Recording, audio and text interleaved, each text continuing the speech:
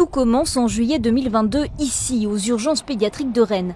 Un adolescent de 14 ans est admis après un malaise. C'est d'abord son poids qui alerte les médecins. Environ 25 kilos, soit 2 fois moins que la moyenne pour son âge. Le garçon est alors remis à l'aide sociale à l'enfance et sa mère Stéphanie placée en garde à vue.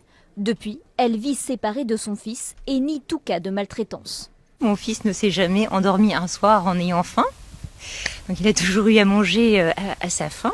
Mais au-delà du poids, les équipes médicales détectent aussi chez l'adolescent un retard intellectuel et des difficultés à s'exprimer. Une enquête préliminaire est ouverte. Selon les premiers éléments, l'enfant n'allait pas à l'école et ne se serait jamais rendu chez le médecin. Alors la famille vivait-elle recluse? Là encore, la mère nie en bloc. Nous avons vécu à Paris pendant une dizaine d'années. Mon fils était tout le temps en bibliothèque, au musée, au théâtre.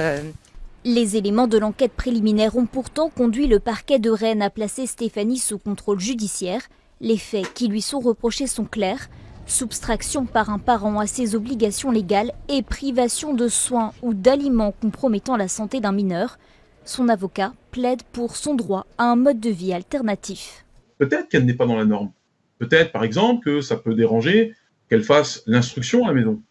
Mais les infractions, moi, je les trouve absolument pas adaptées pour considérer que c'était une délinquante et qu'il fallait absolument la passer devant le tribunal correctionnel. Stéphanie encourt jusqu'à 7 ans de prison et 30 000 € d'amende. Son audience devant le tribunal correctionnel se tiendra en octobre. Le cas de son fils est quant à lui suivi par un juge pour enfants.